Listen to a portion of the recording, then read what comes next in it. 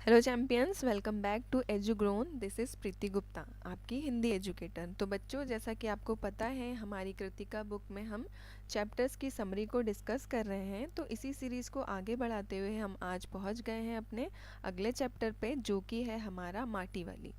तो बच्चों, जो माटी वाली हमारा चैप्टर है, पहले तो हम ये जानेंगे कि ये किस विधा पे आधारित है, क्योंकि अभी तक हमने कृतिका के जितने भी चैप्टर्स देखे वो किसी न किसी गद्य खंड की विधा पर ही आधारित रहे। जैसे कि चाहे वो संस्मरण हो, चाहे कहानी हो, चाहे कोई एकांकी हो, तो इसी तरह माटी वाली भी एक कहानी है जो कि आधारित है किस तरह से किसी इंसान को अपनी जगह पर रहते हुए उसको छोड़ के एक जगह से दूसरे जगह पलायन करना पड़ता है। ये कहानी हमारी उसी पर आधारित है, जो जिसकी मेन कैरेक्टर है माटी वाली। अब सबसे पहले हम ये शुरू करेंगे। इसके जो लेखक है माटी वाली के, इनका नाम है विद्यासागर नौटियाल। अब विद्यासागर नौटियाल का जन्म हुआ था 20 सितंबर 1933 को। अभी 13 साल की उम्र में ही ये एक शहीद नागेंद्र सकलानी से काफ़ी प्रभावित हो गए थे। क्यों? क्योंकि इनकी विचारधारा कैसी थी? सामंतवादी विरोधी। मतलब ये सामंतवादी सभ्यता का विरोध करते थे। अब आप पूछेंगे कि सामंतवादी क्या होता है, तो हम आपको बताते हैं। जैसे कि एक राजा होता है और उसके नीचे सबॉर्डिनेट काम करते हैं, तो ये जो काम करवा रहे हैं ये कौन हो गए? ये हो गए सामंतवादी। तो जो नौटियाल जी थे वो इस प्रथा के बहुत ज़्यादा विरोधी थे, उन्हें इस तरह की सभ्यता पसंद नहीं थी। तो वो इस तरह की विरोधी प्रथा से जुड़े थे जिसका नाम था प्रजामंडल। अब इनके बारे में जानते हैं कि ये किस तरह के साहित्य लिखते थे। तो इन्होंने इंग्लिश लिटरेचर में अपनी साहित्य कंप्लीट की थी। और ये कहाँ से बिलोंग करते थे? ये देहरादून से बिलोंग करते थे। अब हम इस कहानी में आगे बढ़ते हैं। तो बच्चों, ये कहानी है माटी वाली की। तो इसको हम शुरू करेंगे कुछ इस तरह से कि माटी वाली कहानी जो लिखी गई है, ये लिखी गई है विद्यासागर नौटियाल जी के द्वारा, है ना। जो कि ये काफ़ी फेमस कहानी है माटी वाली की।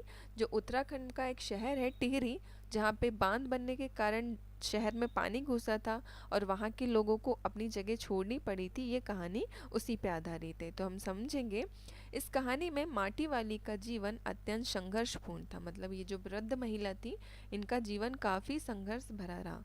वह बहुत मेहनती थी और बहुत ज़्यादा दुखियारी भी थी। अब दुखियारी क्यों थी? क्योंकि उसके घर में कोई भी कमाने वाला नहीं था। वो माटी के डीले बेच बेच के अपना जीवन यापन जैसे तैसे कर रही थी। और उसके ऊपर एक अपने पति जो काफ़ी असहाय थे, उनकी भी जिम्मेदारी थी। उनका भी उसे ही पालन पोषण करना था। तो इन सारी चीज़ों से वो काफ़ी ज़्यादा दुखी रहती थी। तो यही कहानी हम इस चैप्टर में समझेंगे, है ना, कि किस तरह अपने मृत पति का साथ वो अंतिम क्षणों तक नहीं छोड़ती है। तो कहानी कुछ इस तरह से शुरू होती है। विद्यासागर नौटियाल जी कहते हैं, ये कहानी है टिहरी शहर की। इस कहानी के माध्यम से लेखक ने टिहरी शहर के विस्थापनों के दर्द को मानविक रूप से हमारे सामने चित्रित किया है। मतलब बताया है कि जब हमें अपना घर छोड़कर किसी दूसरी जगह जाना पड़ता है तो वो कितना दुखदाई होता है। तो लेखक कहते हैं, माटी वाली बुढ़िया अपने सिर पे रखा माटी से भरा कनस्तर के बोझ को नीचे उतार कर रख दिया। मतलब उसके सर पे कुछ सामान रखा होगा जिसमें माटी थी, उसने उतार कर उसे नीचे रख दिया। शहर में हर कोई उस बुढ़िया को जानता था। क्यों? क्योंकि वो पूरे शहर में ही माटी बेचती थी। टिहरी शहर का ऐसा कोई भी घर बाकी नहीं होगा जहाँ पर बुढ़िया लाल मिट्टी ना देती हो। मतलब वो हर घर में अपनी मिट्टी बेचती थी। टिहरी वाले उस लाल मिट्टी का उपयोग चूल्हे चौके की लिपाई और पुताई में करते थे। मकान के कमरे दीवारों की लिपाई पुताई के लिए भी इस लाल मिट्टी का उपयोग किया जाता था। इसलिए वो बूढ़ी माटी वाली क्या करती थी? घर घर जाके अपनी मिट्टी को बेचती थी। अब बुढ़िया का शारीरिक संरचना कैसी थी? उसका जो हाइट थी काफ़ी कम थी, है ना, हरिजन बुढ़िया थी। एक बार माटी वाली ने अपने कनस्तर को सिर से उतार कर रखा ही था कि सामने से 9-10 साल की एक बच्ची आई जिसका नाम था कामिनी। अब वो कहती है कि हमारे घर भी आओ माटी वाली, मेरी माँ ने तुम्हें बुलाया है। तो उसने जैसे ही सुना तो कहती है माटी वाली कि ठीक है, मैं अभी आती हूँ। जब माटी वाली ने उस बच्ची के कहने पर उसके घर गई तो मालकिन ने कहा कि अपनी जो माटी है वो घर के किसी साइड के कोने में आप उड़ेल दीजिए या खाली कर दीजिए। उसके पश्चात क्या हुआ? मालकिन ने बुढ़िया को खाने के लिए कुछ दी। मतलब अंदर गई रसोई में और लाकर 2 रोटी लाकर उस महिला को दे दी, माटी वाली को। तो उसने क्या किया? अपने सर पे जो कपड़ा रखा हुआ था उसको खोला और उसमें से उसने रोटियां को उस कपड़े में लपेट कर रख दिया। और मतलब मुंह चलाने लगी कि सामने वालों को ये लगे कि वो भी खाना जो दिया गया है खाना वो उसे खा रही है। पर उसने क्या किया था, उस खाने को अपने पति के लिए उसने बचा के रख दिया था। उसका पति जो उसके घर पे उसका इंतज़ार कर रहा था। तभी मालकिन पीतल के ग्लास में चाय लेकर आई और बुढ़िया के सामने ज़मीन पर रख दी, है ना। पीतल का ग्लास देखकर उस बुढ़िया ने घर की मालकिन से कहा, तुमने अभी तक इस पीतल के ग्लास को संभाल कर रखा हुआ है। अब कहीं या किसी भी घर में इस तरह के पीतल के ग्लास देखने को नहीं मिलता है। मतलब वो ग्लास काफ़ी पुराना था पीतल का, जो उस मालकिन ने संभाल के रखा था। तो वो ग्लास को देखकर बुढ़िया को काफ़ी खुशी हुई कि लोग पुराने सामान को भी अभी भी संभाल कर अपने पास रखते हैं। तभी मालकिन ने जवाब दिया कि इस पीतल के खरीदार तो कई बार हमारे घर के चक्कर काट चुके हैं। मतलब ग्लास खरीदने के लिए कई बार जो खरीदने वाले हैं वो हमारे घर पर आ चुके हैं, पर मुझे इस गिलास को नहीं बेचना है, इसलिए मैंने उसे हमेशा अपने निशानी को संभाल कर रखा है। अब बाजार में जाकर आप तुम पीतल का भाव पूछोगे तो तुम्हारा दिमाग चकराने लगेगा। ऐसा कौन बोल रहा है? ऐसा मालकिन बोल रही है माटी वाली से। अब कांसे के बर्तन भी गायब हो गए हैं सब घरों से। मतलब अब सभी जगह से तांबे और कांसे के बर्तन गायब हो चुके हैं और उनकी जगह किनने ले ली है? स्टील के बर्तनों ने ले ली है। मालकिन आगे कहती है, अपनी चीज़ का मोह बहुत बुरा होता है। मतलब अपनी चीज़ से जो भी लगाव होता है वो बहुत बुरा होता है। मैं तो ये सोचकर ही पागल हो जाती हूँ कि अब इस उम्र में टिहरी शहर को छोड़ के जाएंगे कहाँ। तो मतलब माटी वाली कहती है, मैं तो यही सोच के घबरा जाती हूँ कि अगर टिहरी छोड़ के कभी जाना पड़ा तो वो कितना ज़्यादा दुखदाई होगा। इतने में उस माटी वाली औरत बोलती है, ठकुराइन जी, जो ज़मीन जायदाद के मालिक हैं वे तो कहीं ना कहीं ठिकाने चले जाएंगे। मतलब जो ज़मीन जिनके पास ज़्यादा ज़मीन है, बड़े बड़े लोग हैं, वो तो कहीं ना कहीं जाकर बस ही जाएंगे। पर मैं सोचती हूँ मेरा क्या होगा। मेरी तरफ तो देखने वाला कोई है ही नहीं, कि उनके आगे पीछे कोई कोई भी नहीं था। लेखक के अनुसार माटी वाली ने चाय खत्म की और अपना सामान उठाकर अपने घर की ओर चली गई। उस घर में उसे मिट्टी लाने के बदले भी 2 रोटियां ही मिली थी।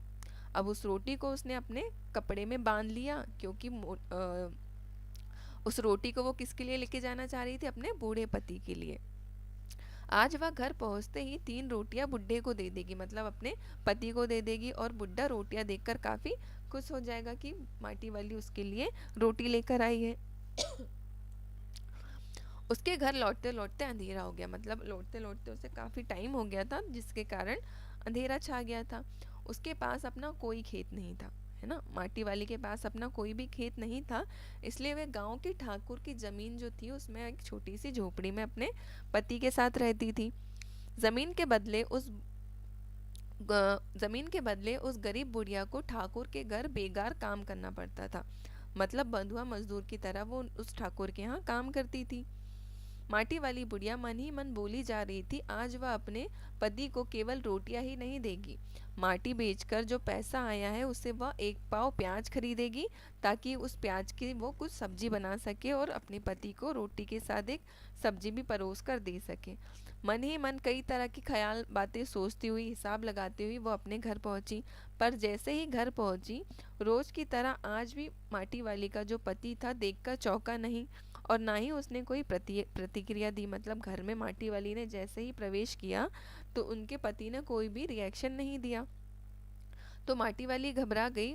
उसने अपने पति को छूकर देखा तो पता चला कि पति हमेशा के लिए उसे छोड़कर जा चुके थे। मतलब पति की मृत्यु हो चुकी थी। टेहरी बांध पुनर्वास के साहब ने जब माटी वाली बुढ़िया के जमीन का पेपर मांगा तो वह नहीं दे पाई, क्योंकि वो जमीन तो उसकी थी ही नहीं। वो तो जैसे तैसे माटी बेचकर अपना गुजर बसर कर रही थी, तो उसके पास जमीन खरीदने के लिए कहाँ से रुपया आता, है ना। तो माटी वाली कहती किसी प्रकार गुजारा किया करती थी। उसके पश्चात टिहरी बांध के 2 सुरंगों को बंद कर दिया गया। सॉरी। शहर में पानी भर जाने के कारण आपाधापी मचने लगी। मतलब टिहरी शहर में जो बांध बन रहा था उसके कारण क्या हुआ, शहर में पानी अंदर आने लगा, जिससे शहर वाले काफ़ी घबरा गए और यहाँ वहाँ भागने लगे। पर जो माटी वाली थी वो अपने घर के बाहर ही चिंतित अवस्था में बैठी रही। मतलब दुखी होकर अपने घर के बाहर ही बैठी रही और कहने लगी, गांव के सभी आवागमन करने वालों से एक ही बात कह रही थी। मतलब जो गांव में पानी भर रहा था जिसके कारण लोग आना जाना कर रहे थे इधर से उधर, तो वो यही कह रही थी कि गरीब आदमी का शमशान नहीं उजड़ना चाहिए, मतलब जो जहाँ पैदा होता है उसे वही मरना चाहिए, उसका शमशान कभी भी उजड़ना नहीं चाहिए। तो इसी के साथ बच्चों हमारी आज की ये माटी वाली की कहानी ख़त्म होती है। मिलते हैं आपसे अगले सेशन में, जब तक आप इसी चैप्टर को अपने बुक से एक बार रीड ज़रूर करिएगा। Thank you.